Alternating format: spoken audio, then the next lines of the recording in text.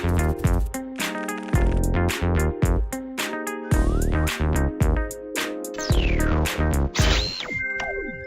bonjour, bienvenue dans ce nouveau live sur TST Radio, un live sur Twitch. Ça fait un petit moment qu'on n'a pas fait de live sur Twitch et on s'était dit, allez, avant l'été, il faut forcément qu'on en refasse un. Et là, on a profité de l'arrivée de Théo, qui est actuellement à la régie, pour se motiver et se dire, il faut qu'on fasse des lives sur Twitch parce que c'est quelque chose qui nous plaît, qui nous tient à cœur. Et puis on s'est dit, on va se mettre dans un endroit surchauffé, un jour où il fait chaud, ça serait une super idée. Et c'est ce qu'on a fait aujourd'hui, et avec deux invités de choix, en l'occurrence House of Bobby. Salut. Ça va ? Très bien, merci de m'accueillir, de nous accueillir. C'est toujours un plaisir de mettre en avant la scène locale. On en reviendra justement sur la scène locale parce qu'il y a plein de choses à dire. Et avec nous, alors mon accent peut être très mauvais. On va t'appeler The K-Sensei. Ouais, K-Sensei, c'est ça. Bonjour, K-Sensei, ça bonjour passe. à tout le monde. Ouais, c'est parfait. Est-ce que vous voulez que j'utilise vos noms de scène ou Oui, que j'utilise oui. Ouais, ils sont là pour ça. Ok. Ça tombe bien, car j'avais complètement oublié. C'est faux quand même. Mais non, c'est une question qu'on pose régulièrement. Oui, bien sûr. Il y a tout plein de choses qui vont aussi derrière. Donc c'est pour ça qu'on préfère être à l'aise avec nos invités aussi, donner ce petit choix. Twitch, c'est une première pour vous ou pas ? Complètement, oui. Complètement, vous allez voir, c'est plutôt bon enfant. Ça a l'air sympa. On n'est pas sur un format radio où dans 5 minutes vous êtes rentré à la maison, on a le temps de parler, on a le temps d'échanger sur vos projets musicaux. Très bien. Et il y a énormément de choses à dire. En plus, 2 projets qui sont liés aussi, donc on y reviendra plus longuement dans l'émission. On a aussi le chat sur Twitch, donc si vous avez des gens, s'il y a des gens qui ont des questions, n'hésitez pas à les poser dans le chat ou des réactions. Faut surtout pas hésiter, on recevra les questions ici, on pourra vous les poser. Cette technologie, c'est super. Beau, hein. Ah oui, ça marche bien. Hein. Ouais. Franchement, c'est qu'est-ce qu'on fait pas en 2026 maintenant. On va commencer toi. On va t'appeler Bobby. Est-ce que c'est ok ? Oui. Parfait. Oui, carrément. À la base, c'est ça. C'est mon surnom. C'est le surnom. La musique, pour toi, elle a commencé quand ? Si on remonte vraiment à l'origine, comme beaucoup de gens, c'est quand j'étais enfant, parce que j'étais au conservatoire, je fais du solfège, du saxophone, etc. Après, j'ai complètement délaissé ça quand je suis parti faire mes études supérieures, parce que je passais à autre chose. En général, voilà, c'est un peu ça. J'ai vécu une sorte de première vie, et puis après, il y en a une deuxième qui est arrivée, et cette deuxième vie m'a ramené à la musique. Et pour le coup, à des choses que j'avais pas du tout abordées, puisque j'avais une formation très très classique. Alors que là, du coup, j'ai découvert la musique assistée par ordinateur, Ableton, comment faire que ce qu'on a dans la tête arrive sur TST Radio. On y reviendra sur l'histoire aussi de comment t'es arrivé via TST, parce que c'est vrai que pour les artistes émergents aussi, c'est un modèle de choses, de parcours aussi. Effectivement. Qui peut Donc être... si je recontextualise juste dans le projet actuel, c'est depuis 2021. Donc c'est un projet plutôt récent, ça fait 5 ans. 2021. Oui. Est-ce qu'il y a eu un effet confinement comme beaucoup de... Non, ça a commencé un petit peu avant. Ça a certainement été un petit peu extrapolé parce que j'ai peut-être eu un petit peu plus de temps pour m'y consacrer, mais c'est pas directement lié comme ça a pu arriver chez Il y a eu certains. énormément de projets, notamment des projets solos, qui ont émergé sur cette période du Covid, qui a été beaucoup de traumatisme aussi, de fait d'être tout seul, mais beaucoup de gens qui étaient dans des groupes aussi sont décidés à monter leur projet perso. Et c'est vrai qu'on voit une grosse émergence de projets solos sur la période du confinement où justement avec la musique, comme tu disais, la musique assistée par ordinateur, on peut se passer d'avoir un batteur à la maison parce que ça prend de la place tout simplement. Mais on les aime bien quand même. On les aime bien, il en faut.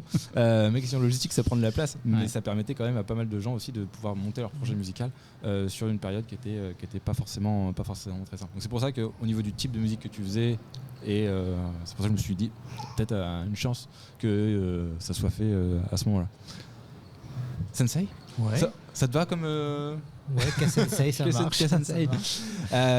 Toi, pareil, même question. Est-ce que Ça s'est fait naturellement, l'arrivée à la musique? Est-ce que tu as eu un passif de justement au solfège et autres? Alors, ou au contraire c'est très récent, très nouveau, tout dans l'inédit. Tout J'ai commencé avant-hier. Avant-hier, à peu près. Donc non, ça date de fin 2022 et première sortie 2023. Et c'est un peu en continuité de son projet où en fait on a lancé cette idée de tiens, est-ce qu'on pourrait pas faire un truc ensemble, etc. Et là, du coup, par le biais de l'écriture et de la réalisation, on s'est dit il pourrait y avoir un autre projet que moi je porte. Et... Après, en fait, très concrètement, pour donner quelque chose de très précis dans la timeline, c'est qu'un jour, il m'a ramené un texte d'une chanson en me demandant de faire la musique dessus. Ce qui d'ailleurs n'est pas du tout mon fort, parce que j'ai beaucoup de mal à faire de la musique sur des mots vraiment très figés. Qui ne sont pas les tiens aussi ? Oui, mais c'est plus dans le process. Je préfère faire la musique et après les paroles. Okay. C'est plus facile. Et en fait, en lisant le texte, je me suis dit que cette chanson-là n'était pas pour moi, elle était plutôt pour lui. Et en fait, tout a commencé comme ça. D'accord. Et c'est ça qui t'a initié à... Ouais, d'où la fusion aussi des projets, parce que moi je lui ai demandé de participer au titre aussi sur le chant, donc il y a un featuring, donc du coup il y a un clip aussi qui a plutôt bien marché d'ailleurs, donc ça a vraiment pris une forme complète et totale finalement dès le premier projet. Et depuis, c'est des expériences croisées sur lesquelles on travaille l'un et l'autre. Ouais, parce que moi en général je me débrouille très très bien sur la musique tout seul, mais sur les paroles, j'ai des fois des fulgurances, puis des fois c'est un petit peu plus poussif. Donc en fait, en règle générale, je lui demande toujours de l'aide sur ces sujets-là pour m'aider à avoir une proposition un peu plus forte et aussi à pas trop perdre de temps non plus, à mettre 6 mois à faire un texte. Un peu l'inverse. C'est que vos deux projets sont quand même assez liés, puisque tu es arrivé un jour avec un texte pour Bobby, de le mettre en musique, que tu as eu un peu de... Voilà, c'était pas forcément dans ton process d'arriver d'abord avec une musique à mettre sur le texte. Ouais, et puis en plus, nous on raconte toujours des histoires en fait, et c'est vraiment des histoires qui sont toujours très très intimes. C'est vrai que ce que j'aime quand on me parle de mon projet, quand on me donne le ressenti, c'est que très souvent il ressort le mot authentique. Et effectivement, il y a très peu de choses qui sont vraiment préfabriquées parce qu'on doit produire de la musique. Et voilà, cette histoire-là, c'était la sienne, c'était pas la mienne. Donc ça me paraissait naturel de lui laisser en fait. Quand j'ai préparé l'émission, je suis tombé sur une interview de toi, Bobby, où tu disais j'ai pas de psy, mais j'ai préféré la musique. Oui, à la base c'était ça. Parce que la situation était assez longue, mais pour résumer. À la base c'était ça. En fait, j'ai un peu de mal avec le fait d'aller voir quelqu'un parce que j'ai pas le temps, parce que j'ai pas forcément l'argent non plus de payer des séances. Et en fait, je me suis aperçu que rien que le fait d'extérioriser des problématiques que j'ai, en fait, le fait de réussir à en faire une chanson, moi, ça m'aide finalement à dépasser un peu ou au moins à vivre avec cette problématique, parce que j'en ai fait un petit peu quelque chose de sympathique. Donc voilà, c'est un petit peu ma façon de... C'est un peu mon psy à moi. Du coup, tu dois avoir une façon de composer qui doit être très... comment dire ? Ça doit pas être linéaire, tu dois vivre quelque chose pour amener à Il y a des périodes où il y a beaucoup de choses qui viennent d'un coup, et puis des périodes où c'est plus poussif, et... ça, faut l'accepter. Et en fait, ce qui est un peu dur, c'est quand tout vient en même temps, il faut arriver à gérer tout ça. Quand ça vient pas trop, il faut arriver aussi à l'accepter. Mais ce qui me plaît, c'est qu'au final, en laissant faire aussi les choses d'elles-mêmes, ça se construit naturellement et ça trouve aussi sa logique, plutôt que d'aller forcer des choses, d'aller prendre les forceps pour vraiment se dire tiens là il me faut tel type de titre, il faut un titre pour finir l'album et voilà, c'est la galère. Je dis pas qu'évidemment on y réfléchit un petit peu, effectivement j'ai pas envie de sortir un album avec 10 chansons déprimantes, mais il n'y a pas non plus il y a pas de calcul. Il y a pas de, c'est pas un forcé ou... Après sur les thématiques, comme tu dis aussi, c'était très personnel, donc voilà. Oui, ça on peut pas. On va pas s'inventer des choses non plus. C'est ça. On a déjà suffisamment assez de problèmes. On va pas en chercher d'autres. Est-ce que tu as le même processus créatif ou pas forcément, parce que moi je débute en composition, donc forcément moi j'ai plutôt des idées thématiques, des paroles. Je travaille plutôt directement en équipe jusqu'alors. Donc c'est pas tout à fait le même process. C'est là où on voit que d'un process et même d'une chanson à l'autre, des fois le process n'est pas le même. Il y a des moments où on va avoir plutôt une petite mélodie, des moments où on va avoir tout de suite un gimmick plutôt sur les paroles ou sur la rime, ou alors on a juste une envie et puis on n'a pas grand chose autour, il faut attendre que ça vienne. Et c'est vrai qu'en fait, dans notre process, on sent qu'à un moment ça clique en fait. C'est peut-être c'est très organique en fait. Il y a un moment où on sait que ça prend une direction. Il y a plein de choses où on sent que c'est pour brasser du matériau ou pour échanger ou pour trouver le chemin. Mais c'est pas tout à fait le même process, non. Non, puis de toute façon, lui est beaucoup plus méthodique que moi. Moi, je suis un petit peu plus bordélique, donc je vais être beaucoup plus dans un truc assez fulgurant, spontané. Et d'ailleurs, quand je lui propose de travailler sur mes titres, souvent il y a déjà des phrases un peu dispatchées parce que j'aime bien leur sonorité ou j'aime bien ce qu'elles disent. Et puis sur l'EP d'avant, on a des fois remis en question ces phrases. Et là, sur les nouvelles chansons qu'on a faites, par contre, on a choisi de vraiment les garder. Parce qu'en fait, on s'est dit, si elles me plaisent, si dans ma bouche, j'aime la façon dont elles résonnent, pourquoi aller en chercher une autre? Et du coup, on a brodé des chansons autour de ces phrases-là. Et c'est vrai que lui, il a une approche un petit peu plus, un peu plus carrée des choses. Est-ce que moi, je vais peut-être des fois m'éparpiller, ce qui peut être un peu compliqué aussi. Donc, on essaie de tirer le meilleur des deux, en fait.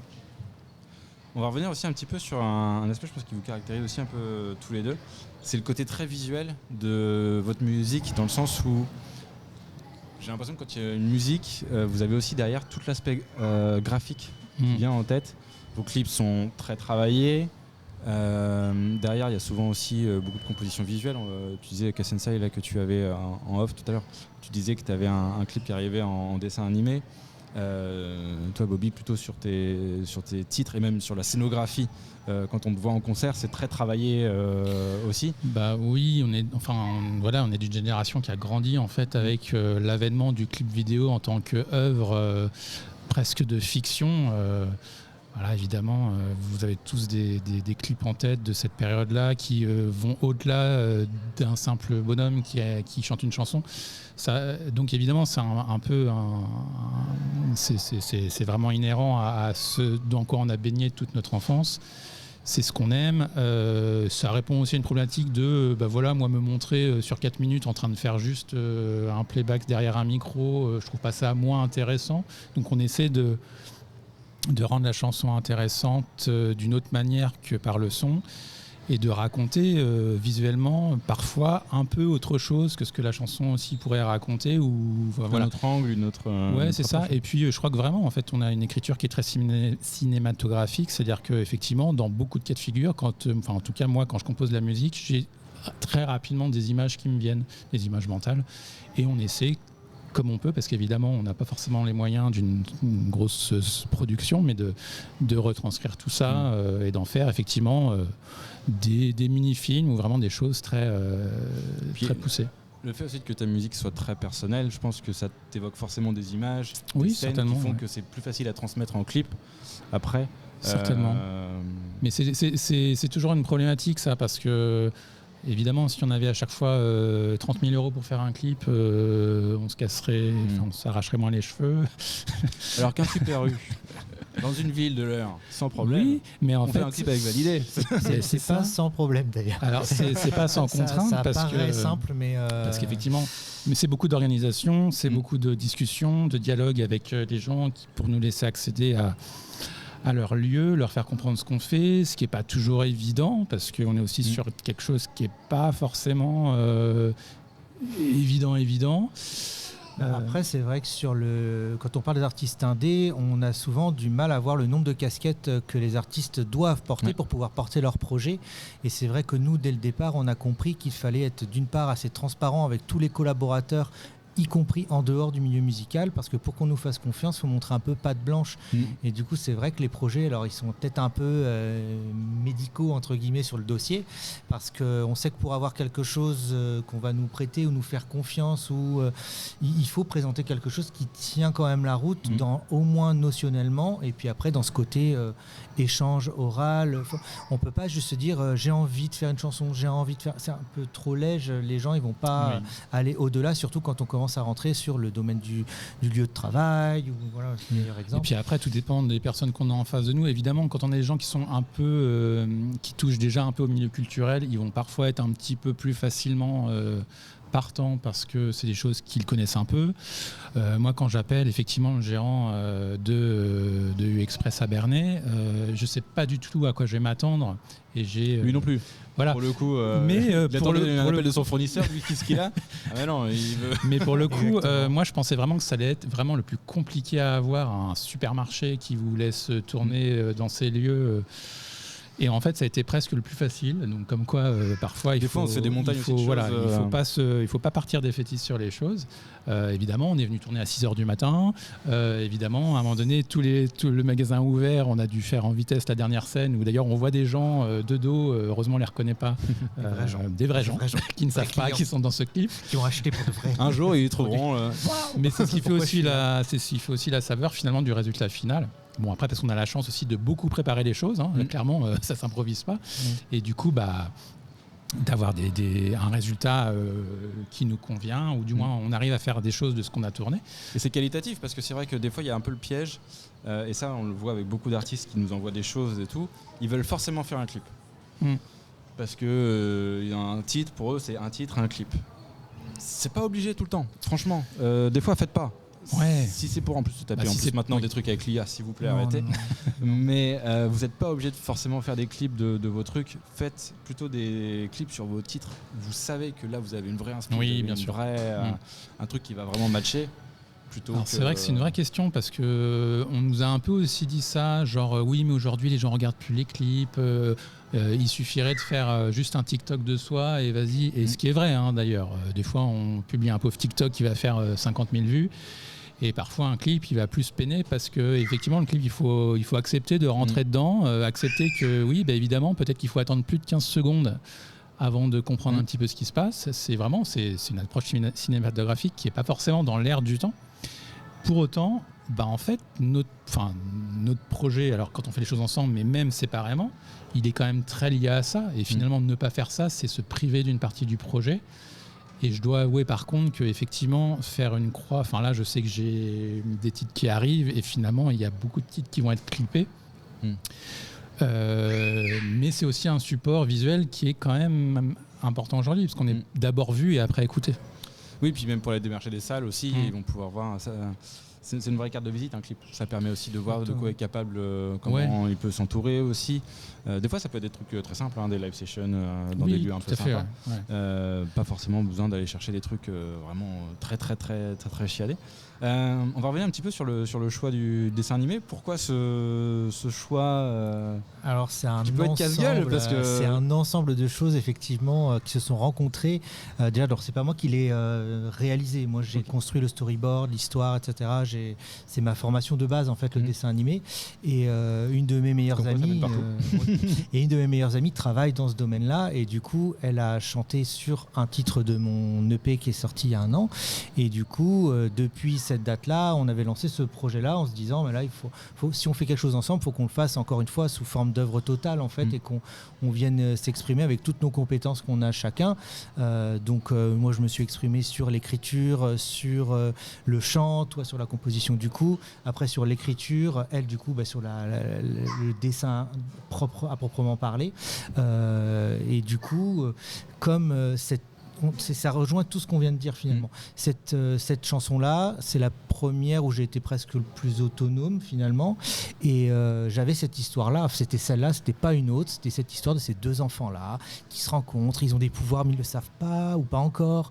Et c'est qu'est-ce qu'ils vont devenir. Et du coup, j'avais cette histoire, il fallait qu'elle devienne quelque chose. Alors j'avais commencé de mon côté des choses qui tenaient pas la route, et plutôt que de sortir, c'est ce qu'on a dit tout à l'heure, du pacali, du quelque chose faire pour faire, parce que c'était cette histoire-là. Non, j'ai repensé le projet. J'ai travaillé avec elle et du coup ça croisait nos centres d'intérêt, mais aussi sur ce sur quoi on s'est rencontrés à l'époque, et la chanson parle aussi de ça. Et en fait c'est en ça que c'est très organique, c'est que finalement c'est un peu méta en fait. Il y a l'artiste avec sa casquette, son nom d'artiste, son pseudo, il y a la personne qui a écrit, il y a les collaborateurs qui font partie du projet, qui se sont rencontrés, et du coup ce projet-là il prend cette forme concrète qui vient finalement réécrire un passé et projeter un peu un futur. Et l'histoire raconte ça aussi. Donc, il y a plein de niveaux de lecture qui sont... C'est méta, c'est méta un peu. Est-ce que pour vous, la musique, c'est quelque chose qui pourrait devenir votre métier ? Est-ce qu'actuellement c'est votre métier ? Non. C'est un... Non, bien sûr que non. Mais est-ce que c'est quelque chose...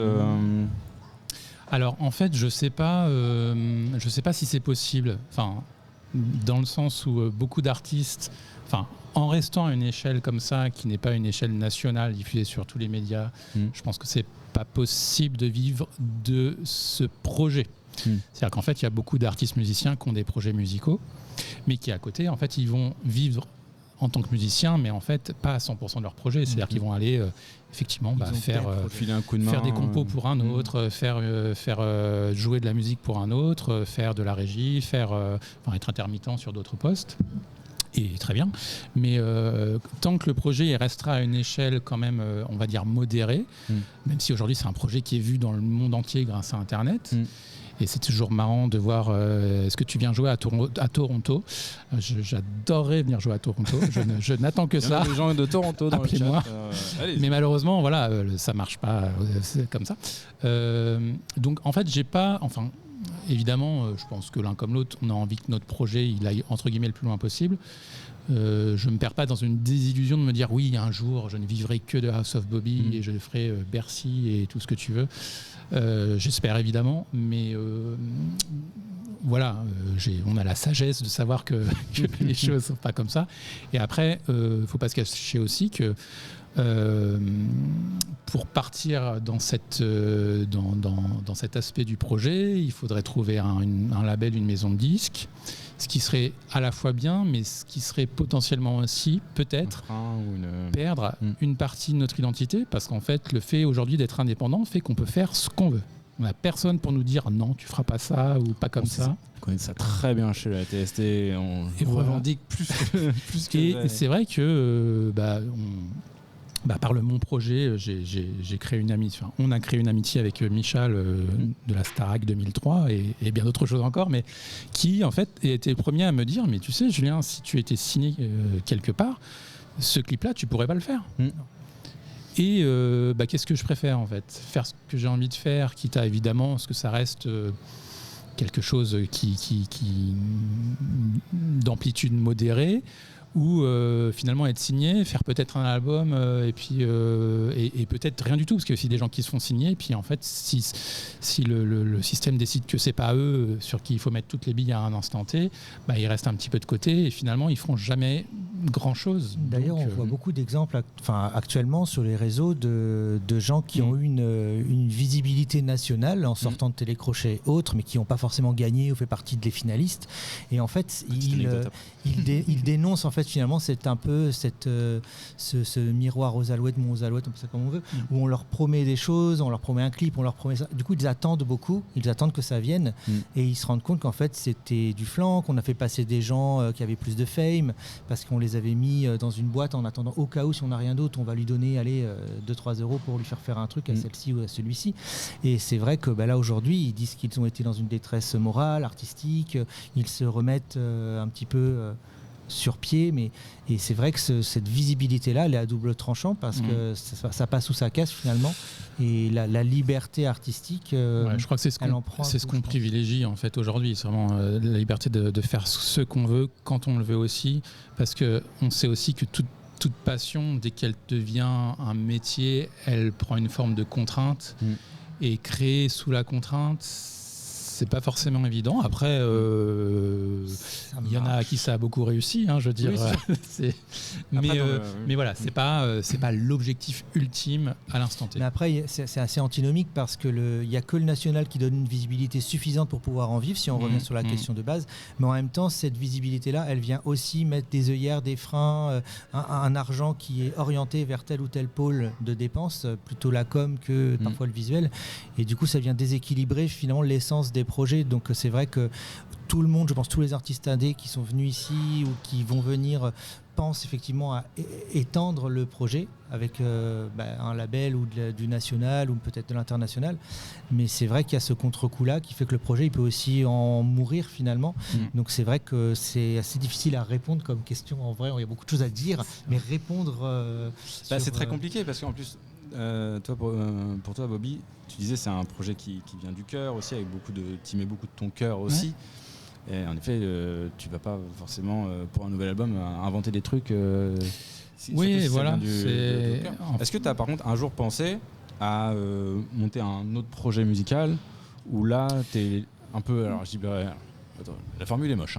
Libéré de toute émotion, où pour le coup, musicalement, tu peux aller où tu veux. Ça, peut-être que ça viendra un peu après. C'est un truc, des fois, oui, où effectivement, je me dis, ouais, pourquoi pas aller explorer d'autres choses, moins... qui prennent un peu moins de moi vraiment en tant que personne. Mais disons que là, aujourd'hui, je pense que j'ai encore alors des choses à dire, je sais pas en fait, parce que comme rien n'est calculé, j'ai pas d'agenda, mais là c'est un projet sur lequel je pense qu'il y a encore beaucoup à faire. Il y a beaucoup de choses de faites, mais il y a beaucoup à faire connaître, beaucoup à montrer. C'est vrai que nous, évidemment, tous nos titres, qu'ils soient ensemble ou séparés, évidemment, nous, on les connaît, mais 99,9% de la planète ne les connaît pas. Donc en fait, c'est aussi un vivier, c'est une masse, c'est un potentiel qui reste encore à développer. C'est pas parce que c'est sorti l'année dernière ou il y a 2 ans qu'en fait c'est mort. Donc je dirais que peut-être que ça viendra effectivement par la suite, quand j'aurai peut-être la sensation d'avoir moins de choses à dire ou envie d'explorer des choses mais en fait, moi je considère que quand on fait de la musique, c'est quand même ultra personnel, peu importe ce que c'est. Et peut-être que si dans 5 ans je fais une autre forme de musique, ce sera certainement encore le même projet, parce que en fait, comme on disait, ce projet il est tellement lié à ma personne que j'aurais du mal en fait à comme ça changer de casquette et à avoir l'impression d'enlever, de changer l'emballage. Ouais, il y a un truc qui est quand même de l'intime, et je pense que la musique, du moins pour ma part, au stade où j'en suis, elle est très liée à ma personne, donc j'aurais du mal à changer comme ça de projet. Même question. C'est à peu près la même réponse, parce que c'est des projets qui sont quand même jeunes, et du coup il y a une recherche de soi aussi là-dedans, et c'est vrai que se désincarner pour explorer ces univers-là, pour l'instant, c'est pas tout à fait quelque chose auquel moi je pense. Collaborer avec des gens pour interroger mon univers, mes compétences, ma manière de penser, de chanter, de composer maintenant, oui, parce que là, ça vient, il y a un côté challenge, problématisant, etc. Le côté désincarné, c'est vrai que non. Après, le conseil artistique, on en fait. Je veux dire, il y a des gens on a pas mal d'amis dans le milieu de la musique, on échange sur leurs projets. Vous avez été accompagné aussi, alors surtout toi, Bobby, notamment sur le Tangram à Évreux, c'est ça? Le Cube un petit peu, et puis beaucoup le 106 aussi, qui a eu un rôle assez conséquent sur, par exemple, la version du live actuel, qui a été beaucoup retravaillée avec eux en termes de son, remettre tout à plat. Donc oui, ça c'est important, parce que il y a un truc qu'a soulevé Christophe aussi, c'est que nous, voilà, on a commencé à faire de la musique un peu par accident. Et il y a toujours ce problème de se dire, mais et c'est le thème d'une grosse partie de mes chansons, c'est quelle est sa légitimité à faire ça, à vouloir proposer ça aux gens, est-ce que c'est recevable? Et il y a beaucoup de chansons qui tournent autour de ça. Et Validé, par exemple, c'est une grosse partie de sa thématique. C'est voilà, j'ai fait un truc et maintenant j'ai été éduqué à ce qu'on me dise si c'était bien ou pas. Et il y a quand même beaucoup de silence dans ce métier-là, parce que les gens qu'on contacte, évidemment, ils sont sur sollicités. Donc très souvent, ils ne peuvent pas vous répondre matériellement. Et ces silences, nous, c'est des choses auxquelles on n'est pas forcément habitué. On n'a pas été élevé dans cette éducation-là. Donc il y a une grosse partie de notre temps de cerveau qui est occupée à ça aussi, à se dire, mais ce qu'on fait, comment c'est reçu. Et c'est vrai qu'on a la chance quand même d'avoir de la part d'un certain public, du public, une réception qui est quand même palpable, qui est agréable. On voit qu'on fait des choses qui parlent à des gens, et c'est un peu ce que je raconte dans la chanson. C'est j'ai parfois du mal à avoir des contacts pros qui se concrétisent, mais en fait j'ai la chance d'avoir beaucoup de contacts avec les auditeurs qui eux me témoignent à quel point ça peut leur parler. Et finalement, est-ce que c'est pas ça la finalité de cette musique-là, en fait, aussi. Voilà. D'ailleurs, à titre très humain, il y a quelque chose de très intéressant, c'est que par rapport à nos projets, individuel ou ce qu'on fait en commun, les gens se font une image de qui on est et de ce qu'on projette, très distancié, très froid, très un peu mélancolique, etc. Et ils sont très surpris. Finalement, il y a un décalage, il y a une proximité qui finalement se fait grâce au local, grâce au côté indé, etc. Je pense qu'en national, il y a moins possibilité aussi d'avoir cette disponibilité-là. C'est tout de suite ton image qui va être, et non pas la personne qui a derrière. Et c'est vrai que c'est intéressant de voir aussi comment cette proximité qu'on ressent, nous, dans les commentaires, dans les vues, dans les streams, etc., après pouvoir leur rendre aussi en vrai quand on arrive à se rencontrer sur une scène ou autre, on sent qu'il y a un delta, il y a quelque chose qui se passe entre les projets quand ils sont en autonomie donnée et puis après le fait d'être proche finalement, c'est très intéressant à vivre. Et c'est vrai que, parce que des fois je réfléchissais encore cet après-midi et il y a une période où j'avais un peu de mal à assumer le fait de dire mais dans tes chansons tu parles toujours que de toi, tu racontes ta vie et en fait il y a un côté un peu mais c'est bon quoi. Ça intéresse qui ta vie. Ouais, voilà. Et en fait j'ai compris quand même que finalement c'est pas de moi, c'est pas de nous qu'on parle. Enfin oui c'est de nous mais en fait c'est un nous qui est projeté à tous les gens qui peuvent éventuellement nous écouter et le fait que des gens voilà, te disent à quel point ils ont reconnu leur histoire ou du moins ça a pu les aider à affronter telle ou telle épreuve ou à mieux. Et en fait, on se dit mais oui, en fait, c'est pas de moi que je parle, c'est d'eux que je parle à travers moi. Et c'est vrai que ça, c'est un truc qui est quand même. On n'y pense pas trop et on vaut mieux pas trop y penser, mais qui est hyper touchant. En fait, quand on se rend compte que sa musique, parfois, elle aide vraiment des gens, elle les accompagne. Comme nous, quand on était ados, on a été accompagnés par des grandes stars très inaccessibles, mais qui, voilà, justement, c'est qui les stars qui vous accompagnaient ados ? Ça va être très cliché, mais moi, c'était Michael Jackson, les Cranberries, Mylène Farmer. Trio gagnant. Voilà. Pareil. Mylène Farmer, Zazie, tout ce qui était vraiment plus sur les mots que la musique finalement. Et après, bon, ça évolue. C'est vrai qu'on ouvre un peu nos chakras en fonction de notre degré de maturité. Il paraît qu'après 27 ans, on ne découvre plus de musique. Ouais, je suis un peu d'accord. On reste enfermé dans son. Oui, et je pense que les algorithmes nous poussent encore plus à aussi parce qu'ils nous enferment beaucoup. Il faut faire la démarche de sortir de l'algo en allant sur un autre compte ou mettre des mots-clés qui ne correspondent pas à ce qu'on écoute d'habitude pour être confronté à. Et c'est vrai, et on le voit sur les jeunes notamment, ils ont du mal à découvrir d'autres, même styles de musique. Ils pensent qu'un peu faut en écouter qu'un, c'est ma communauté, etc. Et c'est un peu, les très jeunes. Pour le coup, j'avais écrit l'article avant d'avoir 27 ans. Sur, c'est ça, après 27 ans, oui, mon cul. Bon, j'en ai 31, faut avouer que tu restes dans tes passé. Alors peut-être pas 27, mais très vite. Je pense que ça devient une démarche en fait. C'est vrai que la démarche. Alors c'est plus qu'une question de démarche, il y a aussi une question de réceptivité. Aussi. À s'ouvrir à d'autres styles. Des fois, je me force. J'ai la chance de bosser beaucoup avec des jeunes aussi, qui écoutent d'autres choses que moi. Mais j'ai plus de mal à trouver des sonorités qui me plaisent. Par contre, je retrouve dans des sonorités plus anciennes des choses qui me parlent. Mais c'est vrai que toutes les plateformes, y compris pour tout ce qui est vidéo, ont tendance à déjà pousser du contenu et les gens sont sur les codes, je reconnais ça ou ça ressemble à. Et quand on fait un petit exercice d'analyse, ne serait-ce que de pochette de single, on peut remarquer qu'il y a beaucoup de choses qui se ressemblent, qui se copient pour pouvoir être mis dans des playlists, pour pouvoir ressembler à et pas être zappé finalement. C'est très codifié. Quand on prend un tout petit peu de recul, c'est presque affolant finalement.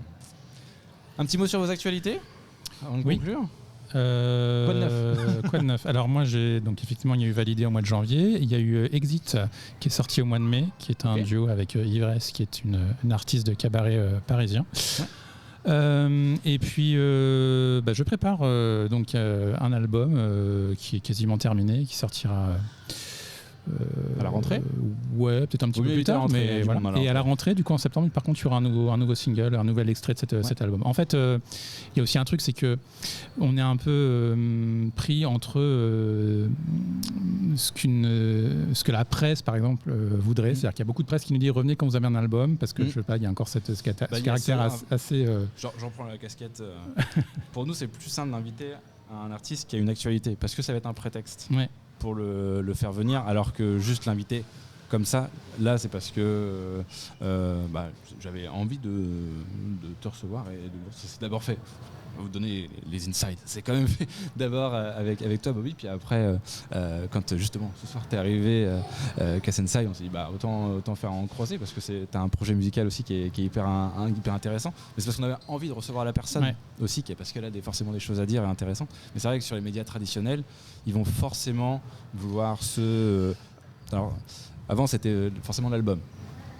Maintenant, on voit que la sortie d'album, c'est plus autant un événement qu'avant. Un single suffit aussi pour faire... En fait, nous, on s'aperçoit que comme entre guillemets, on n'a pas de chansons poubelles. Donc en fait, toutes nos chansons, on a envie de les exploiter. Et c'est pour ça qu'on a autant de clips. On a un ratio, un taux de clips qui est assez important. Pas confondre avec les clics, c'est complètement autre chose. Et il se trouve que les plateformes, en fait, on a un meilleur accès aux auditeurs si on sort des singles, parce qu'ils vont être poussés à ceux qui nous suivent et éventuellement à d'autres qui ont des goûts similaires. Pendant à peu près un mois si on a de la chance.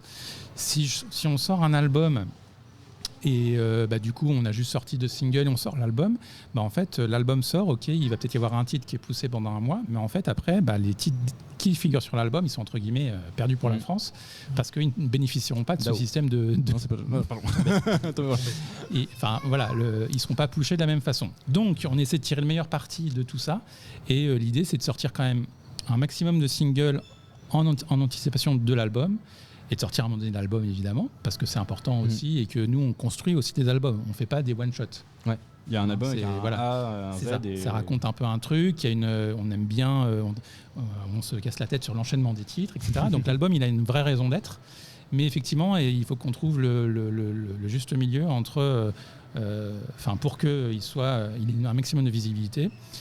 Tout en ayant sa propre existence. Donc là, par exemple, moi, je vais sortir cet album, mais il y aura quand même un bon paquet de singles qui seront sortis entre-temps. Donc ce single en septembre, pour répondre à ta question, qui s'appelle Infiniment. Et il y a aussi un concert à Rouen le 23 octobre, qui est un concert un peu spécial, parce que pour le coup, j'avais pas envie d'être tout seul. J'ai invité tout un tas d'amis garçons, donc ça s'appelle House of Bobby et les garçons. Il y aura donc Kassensei qui a déjà fait pas mal de scènes avec moi, mais je pense qu'il y aura un petit peu plus que d'habitude. Et il y aura Michal avec qui j'ai fait un duo l'année dernière, qui viendra aussi faire un petit bout de concert. Et puis un DJ set de Lucky Starfish, qui est un DJ parisien. Et nous avons la chance aussi d'avoir Lola Wesh, qui est une... Alors sur la fiche de Trash Queen, parce que c'est juste le Tour de France actuellement. Michal Katowski, en l'occurrence, qui a pour homonyme un coureur du Tour de France. C'est vrai, exactement. Parce que quand j'ai vu ça, je me suis dit, alors pour le coup, je suis le Tour de France, et quand j'ai vu ça, je me suis dit, quelle étrange reconversion. Puis il y a des trucs que je ne connais pas, donc du coup, j'ai fait un petit tour sur Wikipédia et j'ai compris. Il a un homonyme, donc. Alors, je dirais que les deux ont un bon coup de pédale, mais pas forcément dans la même catégorie. Voilà. Elle était bien celle-là. Bon, on est sur Twitch, on peut se permettre. Oui, là. Donc tu me parles pas de nazi. Merci à vous deux d'être passé un super moment avec vous. J'avais vraiment envie de vous recevoir parce que c'était vraiment sympa d'explorer aussi ce concept musical qui est quand même assez original et qui mérite d'être connu sur Rouen, parce que pour le coup j'étais assez étonné que sur Rouen, t'es pas fait finalement tant d'aides. Enfin, t'as fait 106. Il y en a eu, il y a eu quelque chose. Il y a une belle première partie de Lucky Love qui était vraiment une super date, ça. Après, il n'y a pas eu énormément de dates. Après, c'est difficile aussi de mobiliser les gens quand vous n'êtes pas un grand nom vu à la télé. Donc effectivement, il y en a eu pourtant des dates, mais c'est vrai que la communication, etc., ça reste des fois un petit peu moins accessible. C'est très compliqué. Mais c'est vrai que dans nos radars, c'était pas encore arrivé. Alors c'est vrai que. Mais en tout cas, le 23 octobre, on sera là. Au Fury Bar. Et on sera en nombre. Et on aura de l'actu. Et aussi. En plus. Et des albums avant à ce moment-là. Oui, et des singles, parce qu'il y a des choses qui arrivent, il y a plein de choses. Exactement. On peut vous retrouver sur vos réseaux sociaux respectifs. On les mettra en lien dans la description du live et de tous les réseaux sociaux, enfin de tous les formats qu'on sortira de cette émission. Merci à vous deux d'être venus. Merci à toi, Théo, en régie, d'avoir assuré. Il y a peut-être eu des petits cris auparavant que vous avez pu entendre, mais vous inquiétez pas, rien. Aucun enfant n'a été torturé pendant ce live en régie. On va les vérifier se retrouve la semaine prochaine pour un autre live. D'ici là, portez-vous bien. Ciao.